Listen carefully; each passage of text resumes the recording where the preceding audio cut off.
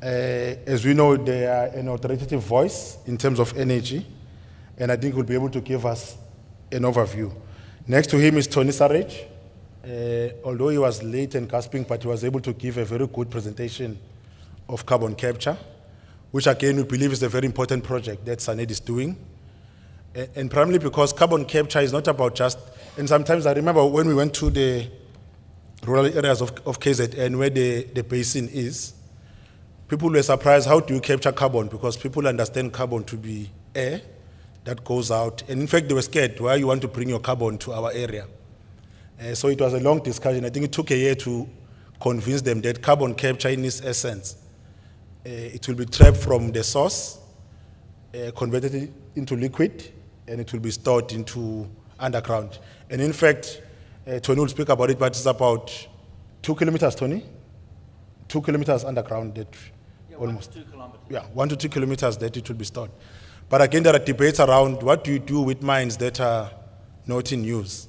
Because there are already shafts that go as deep as that. But of course, it depends on the design of that area and the rock involved. So Tony will also give an overview. Next to him is Tobias. Tobias has a very nice surname, Pichkov Niemes. Tobias has written a book, South Africa Energy Transition. But other than that, he's the head of unit of corporate development. And Tobias will give us an overview. And I think I read the book, I've not finished it, it's very complex. But I've been trying to understand the different facets. But I think Tobias will give us a summary of that book and what it means. But I think all of it just raises a lot of questions. And I think we need to also move from questions and start having solutions and say, we might take the wrong route, but let's take a route. Let's do something. And I think it's better to do something, whether you're going the wrong direction, but you're going doing something than sitting until we find the right answers only.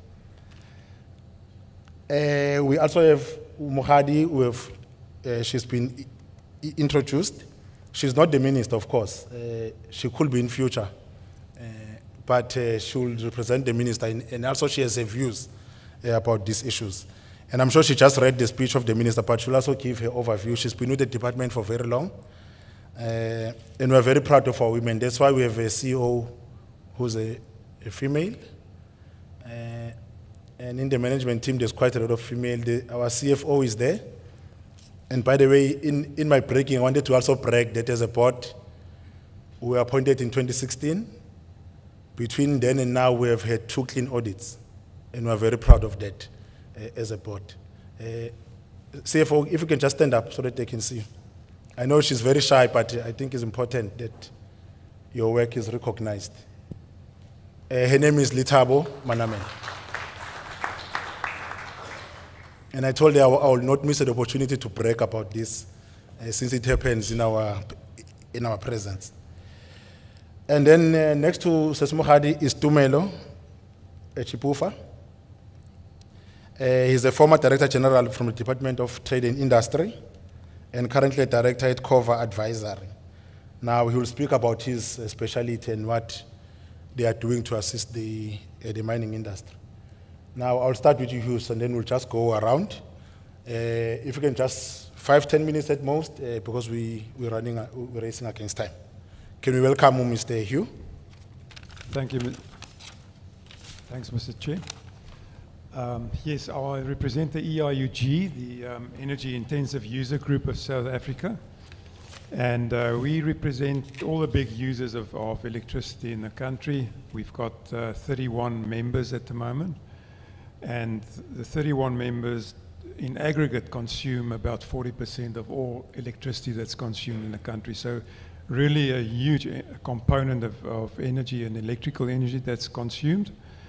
And, you know, with all the things that we've recently heard about the anticipated Eskom increases, etc., I think it's not necessary for me to expand and to elaborate on the impact that that could have on an industry like ours, where our industry is mainly price takers. We are not, you know, we cannot prescribe our prices. We're in a market with all the supply-demand mechanisms that's in operation.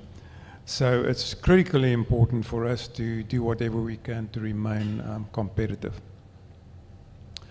About half of our members at the moment is from the mining industry. The rest is mainly manufacturing, very big, and then some other sectors as well. We contributed 22% of the South African GDP, so also a very important income earner for the country. And also from a point of view of taxes in South Africa, income taxes that's earned by our treasury. Well, first of all, maybe let me congratulate SANEDI on the inauguration breakfast. I think it's a good initiative. I hope it's going to stay. I hope it's going to grow from here. We aren't too many people here today. I think there are more people that committed that didn't pitch, but it's a good start, and hopefully in future we will see this as an annual event, and it can just grow and from here, because the renewable energy debate is a very, very important one for us. As you know, we rely entirely on, or probably 90% of our generation in South Africa is fossil fuel generation, and we appreciate the need to change from there. Very important for us as a big industry in South Africa as well. So we do embrace renewable energy. We do a lot of work on energy efficiency projects in the mining industry and the other industries. It was mentioned in previous speeches that vehicles, that underground vehicles in mining, for example, that's changed from diesel to electrical energy and other possible forms, and electrical energy that can be supplied via batteries, and batteries can be charged by solar means or whatever other technologies are available. So those are all exercises that's in progress. Also in the heavy beneficiation part of the business, like smelting operations that use a lot of energy, there's a lot of efforts going into cogeneration that can reduce your overall electricity demand from Eskom. Heat recovery projects, because there's a lot of heat that goes to waste at the moment, and that can be recovered and reconverted into electrical energy or whatever might be the case for other purposes as well. From the EIUG, I can maybe just state that, and it was also mentioned earlier today, that our first priority is survival of our industry with all the challenges that we face at the moment, particularly from an energy cost point of view. So we're looking for a solid and reliable electricity supply, first of all, and we're looking for affordable electricity and competitive electricity to ensure that the industry can survive, and we're looking for a high quality supply. So whether that's by whatever technologies that is supplied is irrelevant to us, but those are the important principles, and therefore, as I say, that we embrace renewable energy, and there are power purchase agreements that's coming in from Eskom's side. We want to caution against over-optimism and oversimplification of implementation of these technologies, because what needs to be understood and I think that that's where the Department of Energy can also assist a lot, is to do the necessary work to fully understand how this can be optimally integrated in the current system. And as we downscale on the coal or fossil fuel generation, how this can gradually take its place. It's not without challenges. I can mention one example, wind power, for example, where there are offtake agreements, and it's essentially take or pay agreements at the moment. Our fossil fuel or coal power stations can sometimes not ramp down sufficiently to allow the wind farms to work at full scale. So what happens then is the wind farms are pulled back, whereas that electricity or electricity that's not used is paid for because it's electricity that's generated, and that just adds to the cost. So it's not an optimal way of integrating. So I think, first of all, we need to understand how this integration process is going to work without affecting the competitiveness of our industry in South Africa and our South Africa as a whole, the success that we would achieve with that. So very important that we do that. The second thing, and I'm glad to hear that there's a transition expert here on our panel today as well. It would be interesting to hear the views.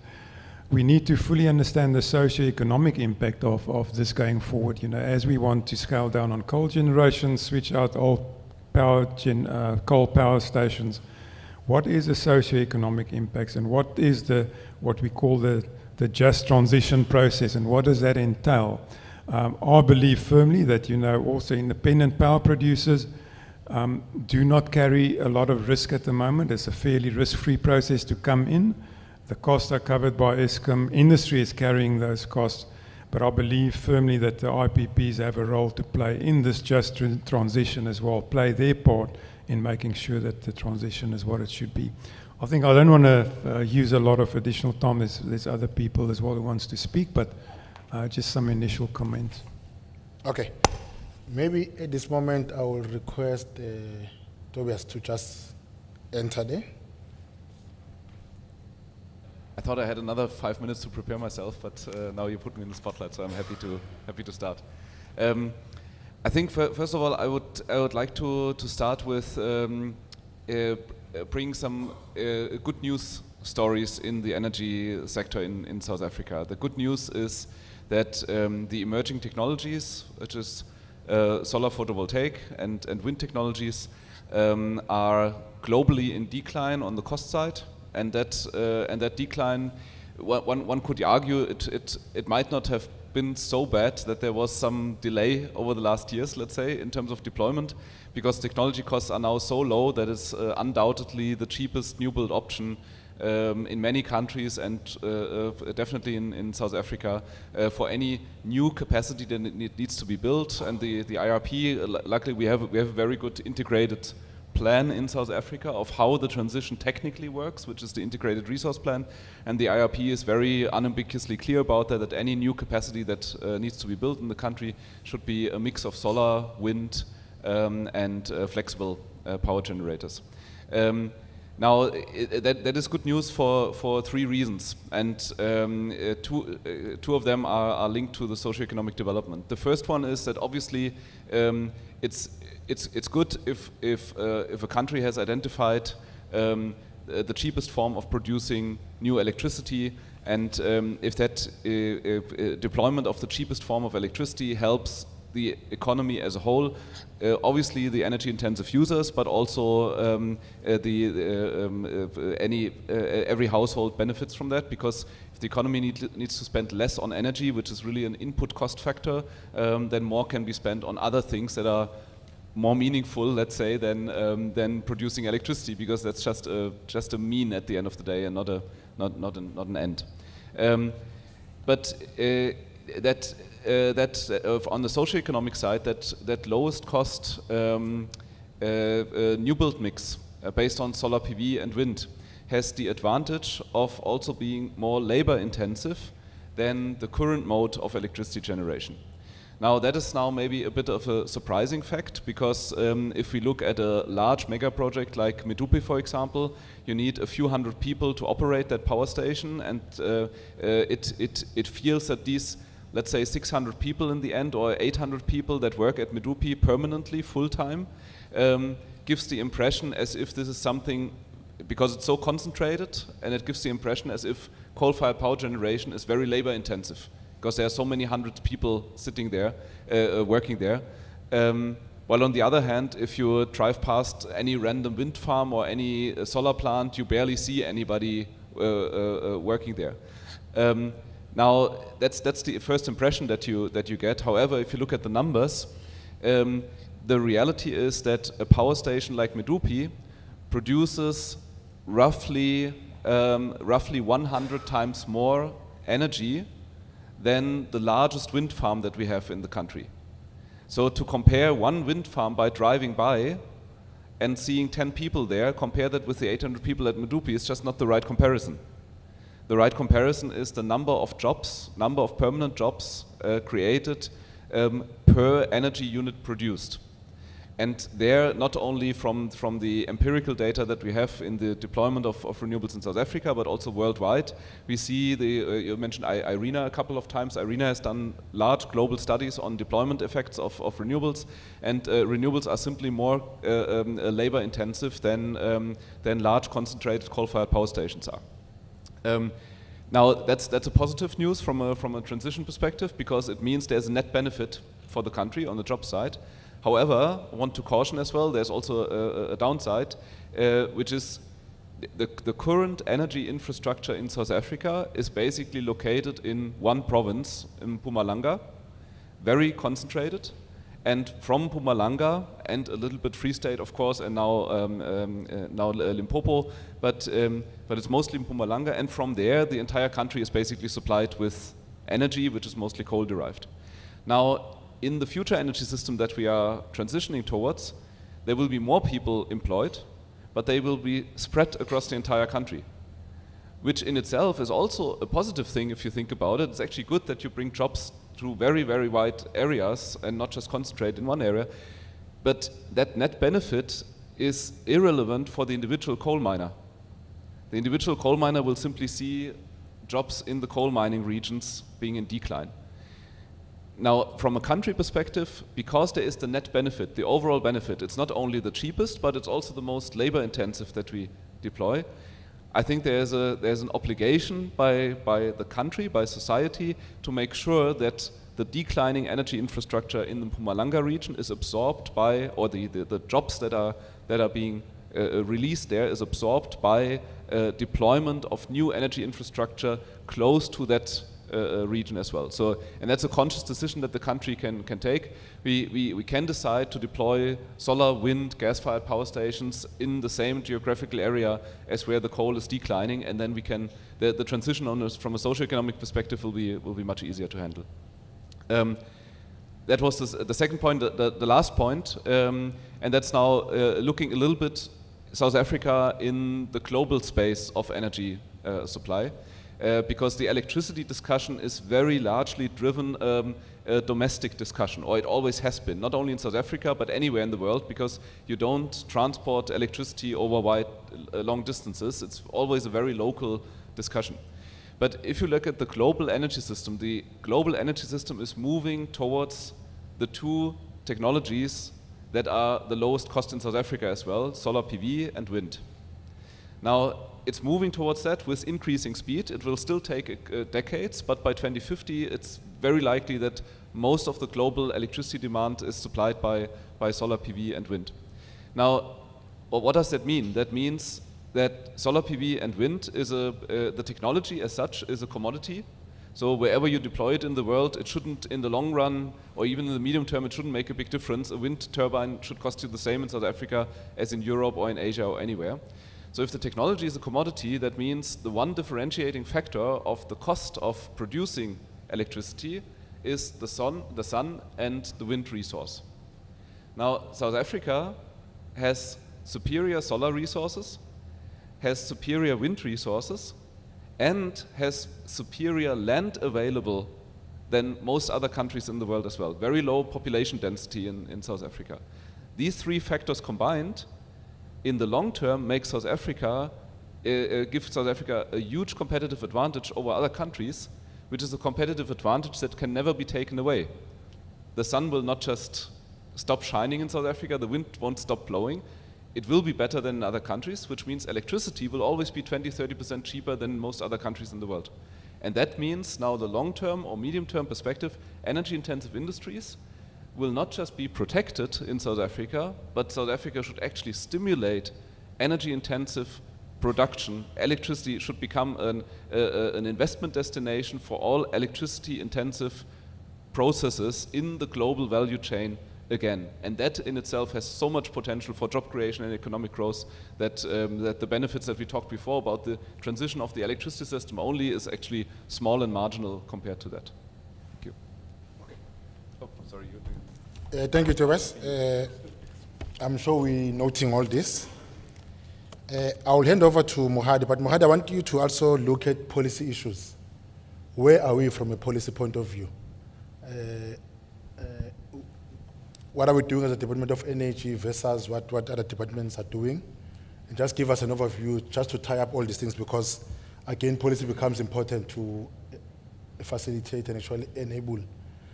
President has been going around canvassing investment, and he's been saying South Africa is a very stable policy environment, political, etc. So maybe if you can give us a highlight of where we are from a policy point of view. Thank you. With respect to the policy side of things, I just need to focus more on the work that SANEDI is also doing, the cleaner space. As you are aware that SANEDI is not focusing on anything to do with nuclear, so it would be more on the cleaner technologies. And studies have proven that the evidence-based input into policy development in most cases becomes more manageable and easier to implement because we're trying to move away from the theoretical perspective. And the work that is being presented to you today, it's an input into how policy should, move forward. Let me just touch on many of the things that have been done. You would be aware that in 2005, there was an energy efficiency strategy that was released. And at the time, when the strategy was released, not many implementing tools were available. It was more of a trial and error.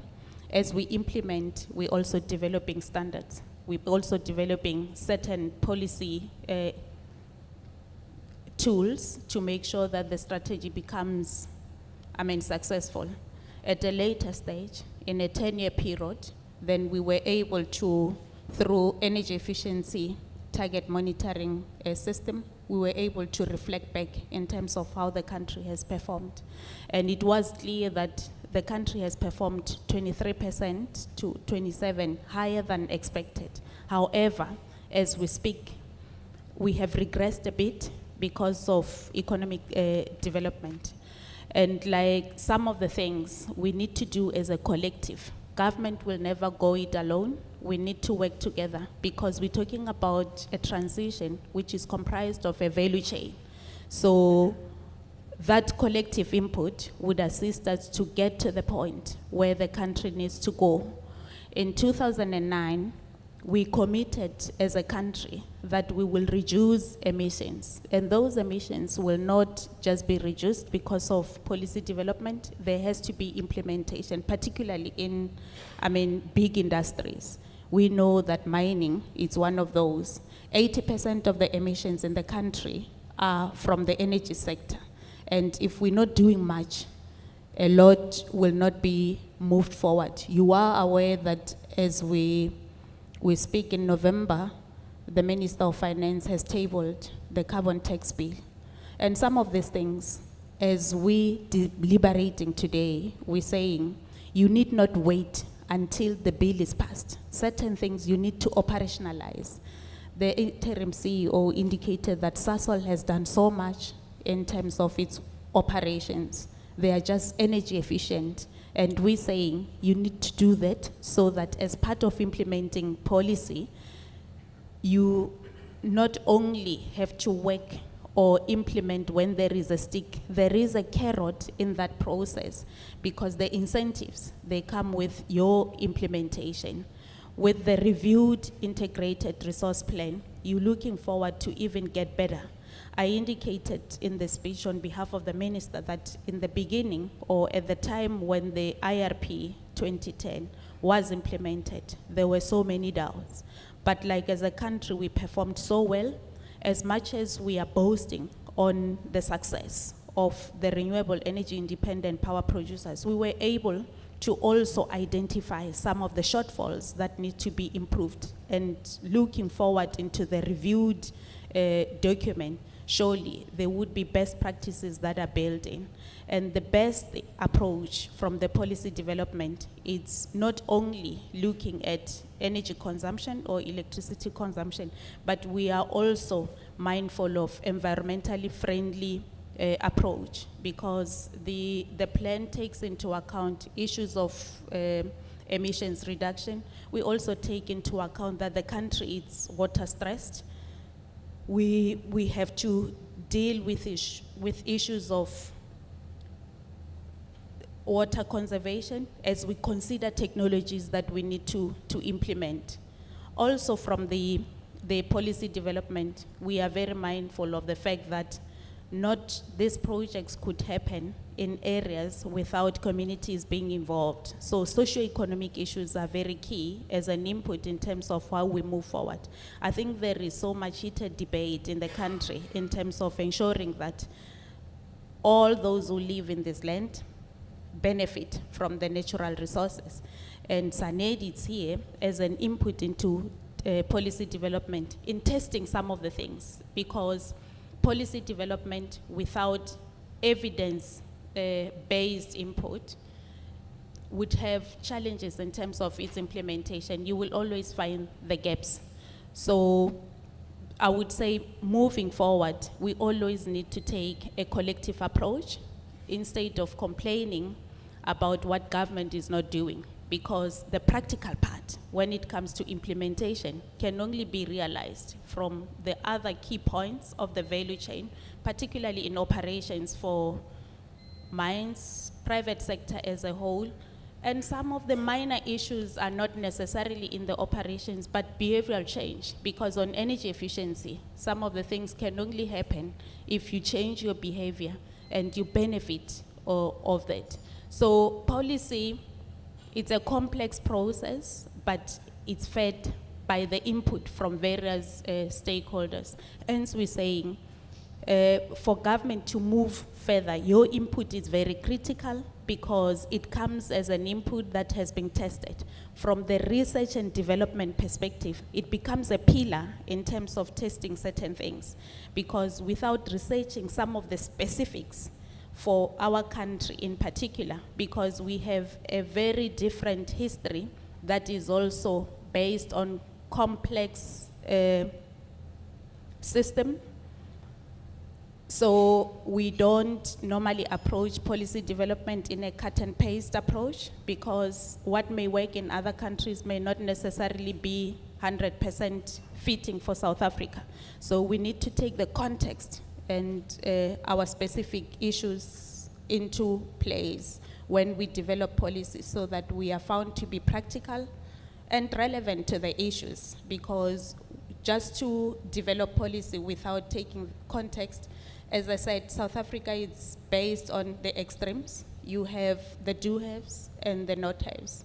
And I think I'm one of those that are fortunate to have been even grew up in a rural area. So when somebody talks about not having electricity, I understand exactly what the impact is and how it affects your life. And if you have an opportunity to even be in an urban area, when you go back, you feel the pinch in terms of not having that electricity. So it's high time that we integrate our planning and make sure that we also capitalize on what technology presents to us.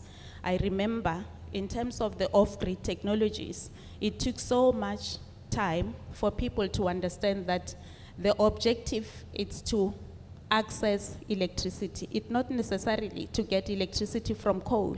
And I think we need to communicate more, even from the policy development, that it's not only grid-based that people would be able to access. So as a collective, we need to move universal access in both ways, grid-based as well as off-grid-based. So the point I'm trying to get across is that from the policy perspective, we need that R&D input to make it practical and more relevant, and also take the context of the country into the picture. That's how we can move the country forward in developing our policies. And it has been proven in many cases that our constitution is so firm when it comes to issues of consultation. So we normally don't take consultation very light, where people are saying we need to talk because we believe in a collective approach or a collaborative handling of things. Hence, consultation goes forward. You would note that the IRP process started way back and some years. In terms of consultation, we have done so. There were complaints in terms of not having been consulted thoroughly. It went back into the system because we believe that together we would be able to implement what we can own as a country instead of just a government document. And integrating various pieces of legislation, it's what would take us in the cleaner technology space to a successful path. as much as I've spoken about the carbon tax back, the work that we are talking about here would not happen without having factored in environmental consideration. So from the environmental management perspective, when we started with renewable energy, there was so much unhappiness, especially when it comes to environmental authorization. But we came to a point of understanding that by doing strategic environmental assessment for bigger areas, that would allow development to continue without having to be delayed whilst you are waiting for authorization. And that has helped in terms of the deployment of renewables. So I think that's the approach that as we implement a policy, we need to work together from the technology, research and technology space as well.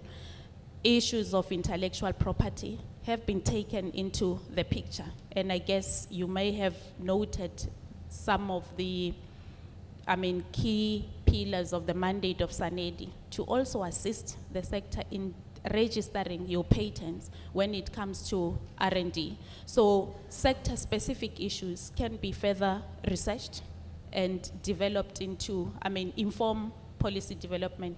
I think, let me leave it there. There is so much to say in the cleaner energy technology, but South Africa so far has fared well. We still have a journey, a lot still needs to happen, but from the policy perspective, the point that comes across is that it needs to be evidence-based in some areas, more especially on complex issues, so that everyone is convinced. So data, when it comes to the work that we're doing, becomes very critical because people can prove how you got to the level of decision-making. Thank you. Thank you, Ms. Mohade. And I'm sure you can see how passionate she is about energy. She can speak the whole day. So in the next session, we'll make sure she's there to continue telling us a lot. And I think it's true, Ms. Mohade, what you said about load shedding. To some of us in the urban areas, when there's load shedding, we rush home to cook and do all sorts of things. You talk to a person in a rural area, he's been load shedded for the whole life, so he doesn't understand what you're talking about. He's surprised if you talk about load shedding. In fact, he has a visitation of electricity once in a while.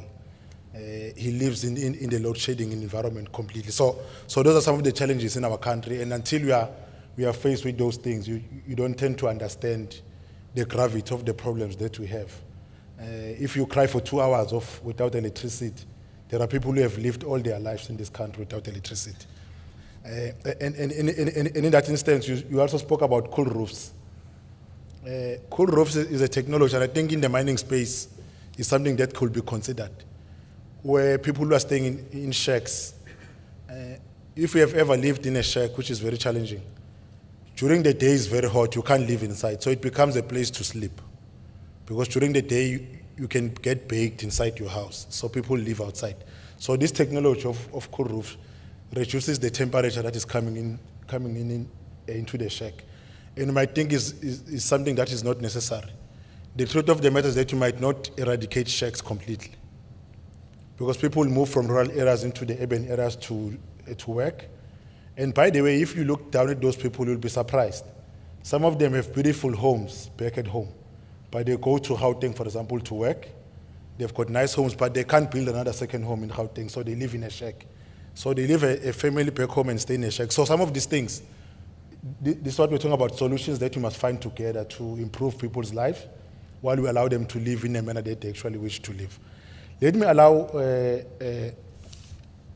Tumelo to speak about tax and the issues that we talk about. We know that there's the issue of carbon tax, which is likely to be implemented mid-2019, but also we spoke about 12L incentives. And I'm sure, Perry, after this session, I hope we'll double our application from the 200 to maybe 400 or more.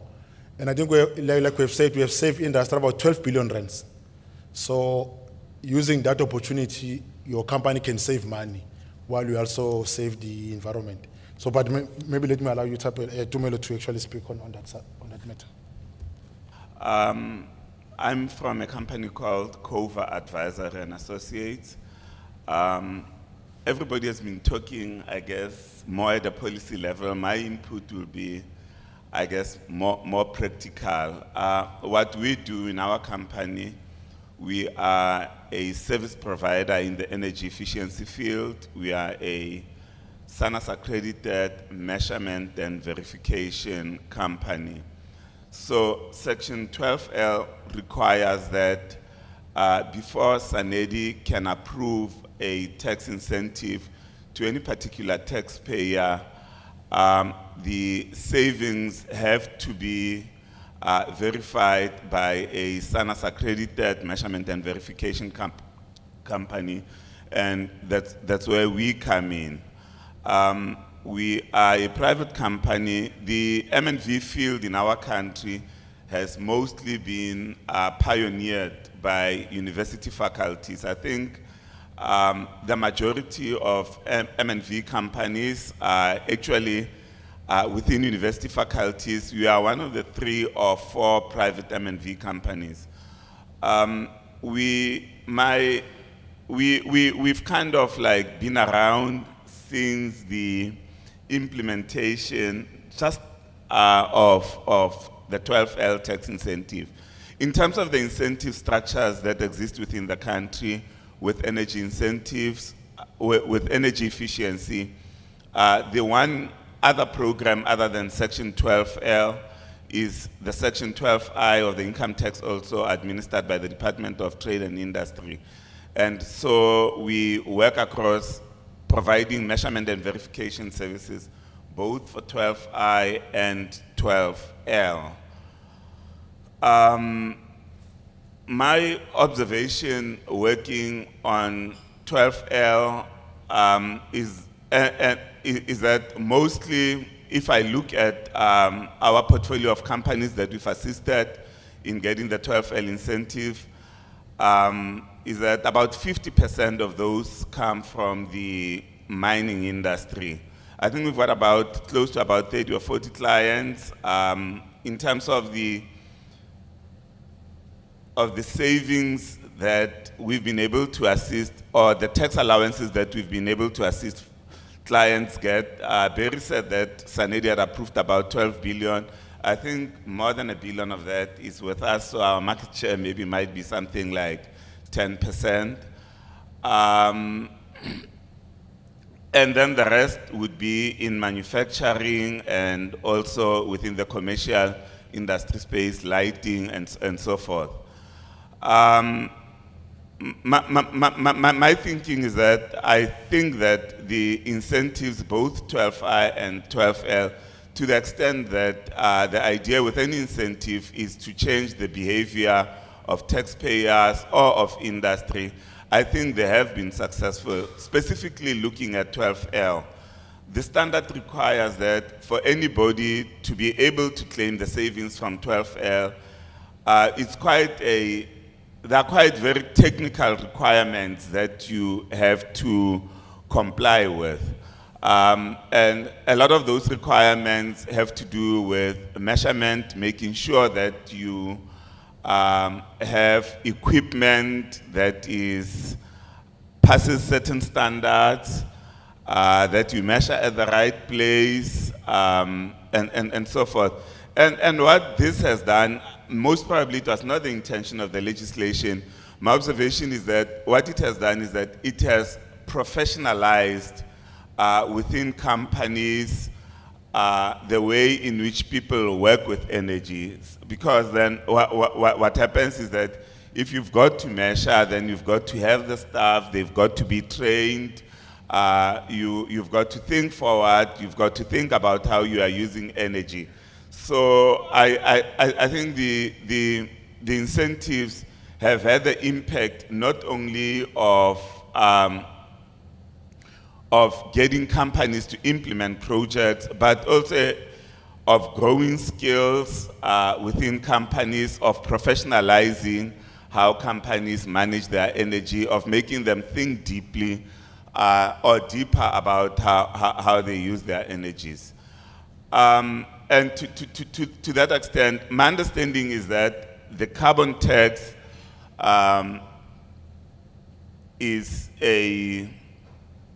complement to the energy incentive, in the sense that most of the revenue, my understanding of the Treasury strategies, that most of the revenue that will be raised by carbon tax is going to be recycled into encouraging industry to implement this kind of energy efficiency initiatives and also renewable energy initiatives. To that extent, so to the extent that we will be continuing with incentives and with programs like this from government, I think it's something that is quite commendable, and that from the coal face within industry, we think that it's something that should be done. Where I think personally the gap might be is that I think that tax incentives are quite good for large companies who have got huge tax liabilities, so they are able to benefit.